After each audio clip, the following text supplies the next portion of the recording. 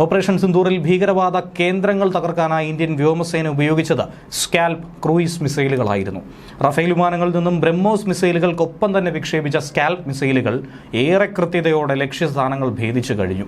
പാകിസ്ഥാനുള്ളിലെ ജെയ്ഷെ മുഹമ്മദ്, ലഷ്കർ-ഇ തയ്ബ എന്നീ ഭീകര സംഘടനകളുടെ ആസ്ഥാനങ്ങൾ തകർത്ത് അതിശക്തമായ പ്രഹരമേൽപ്പിച്ച് തന്ത്രപ്രധാനമായ ആക്രമണങ്ങളിൽ ഉപയോഗിച്ച ഈ മിസൈലുകൾ ഇന്ത്യൻ വ്യോമസേനയുടെ ദൂരപ്രഹരശേഷിയും കൃത്യതയും ലോകത്തിന് മുന്നിൽ വിളിച്ചോതുന്നതും തെളിയിക്കുന്നതുമായിട്ടുള്ള ആയുധങ്ങളിലൊന്നു തന്നെയാണ്. പാകിസ്ഥാനിലെ മുരിദ്കെ, ബഹൽപൂർ എന്നീ ജില്ലകളിൽ സ്ഥിതി ചെയ്തിരുന്ന തീവ്രവാദ കേന്ദ്രങ്ങളിൽ കൃത്യമായ ശക്തമായ ആക്രമണം നടത്താനായി റഫേൽ യുദ്ധവിമാനങ്ങളിൽ നിന്നും ഉപയോഗിച്ചത് സ്കാൽപ് മിസൈലുകളും അതോടൊപ്പം തന്നെ ബ്രഹ്മോസ് സൂപ്പർസോണിക് ക്രൂയിസ് മിസൈലുകളും ഒക്കെ തന്നെയായിരുന്നു. ആക്രമണങ്ങൾ വളരെ കൃത്യതയോടെ ലക്ഷ്യങ്ങൾ പൂർണ്ണമായും ഭേദിച്ച് കടന്നുവെന്നാണ് ഉദ്യോഗസ്ഥർ വ്യക്തമാക്കിയത്. മെയ് 6-ാം തീയതി, മെയ് 7-ാം തീയതി ഈ 2 ദിവസങ്ങളിൽ നടന്ന വിജയകരമായ ആക്രമണങ്ങൾക്ക് പിറകെ പാകിസ്ഥാൻ വ്യോമസേനാ താവളങ്ങൾ ലക്ഷ്യമിട്ടുകൊണ്ട് ഇന്ത്യൻ വ്യോമസേന ക്രൂയിസ് മിസൈലുകൾ വ്യാപകമായി തന്നെ ഉപയോഗിച്ചിരുന്നു.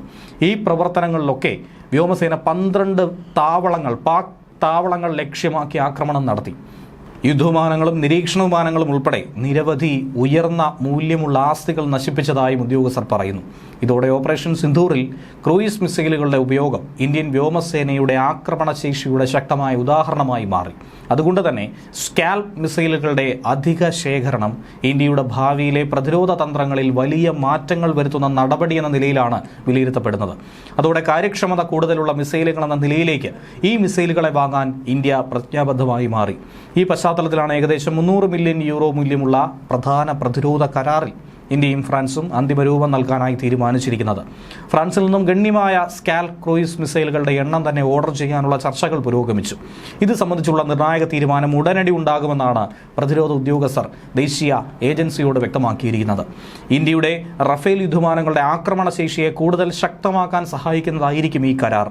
പ്രാദേശിക സുരക്ഷാ സാഹചര്യങ്ങൾ കൂടുതൽ സങ്കീർണമായി വരുന്ന ഈ ഘട്ടത്തിൽ ഇന്ത്യ സ്വീകരിക്കുന്ന ഒരു മുന്നൊരുക്കത്തിന്റെ ഭാഗമായിട്ടാണ് ഈ കരാറിനെ നാം നോക്കിക്കാണേണ്ടത്. പാകിസ്ഥാൻ വ്യോമസേനയുടെ 12 പ്രധാന വ്യോമതാവളങ്ങൾ ഇന്ന് എത്രത്തോളം പ്രഹരം അനുഭവിച്ചു എന്ന് ചോദിച്ചാൽ തന്നെ അതിനുത്തരം സ്കാൽപ് മിസൈലുകൾ എന്നുള്ളതാണ്.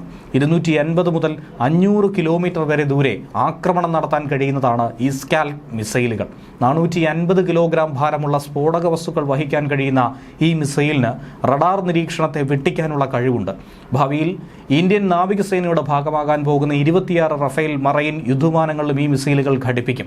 സ്കാൽപ് ക്രൂയിസ് മിസൈലുകൾ ഉൾപ്പെടെയുള്ള ആയുധ പാക്കേജുകൾ ശക്തിപ്പെടുത്താനും മീറ്റിയോർ പോലുള്ള എയർ ടു എയർ മിസൈലുകളുടെ സംയോജനവും കൂടുതൽ റഫേൽ വിമാനങ്ങളുടെ ഓർഡറും ഇന്ത്യൻ വ്യോമസേനയുടെ ഭാവി യുദ്ധസന്നദ്ധതയും ആക്രമണ പ്രതിരോധ ശേഷിയും കൂടുതൽ ഉയർത്തുന്ന ഒരു നിർണായകമായ ചുവടുവയ്പായി കൂടി മാറുന്നു എന്ന് വേണം പറയേണ്ടത്.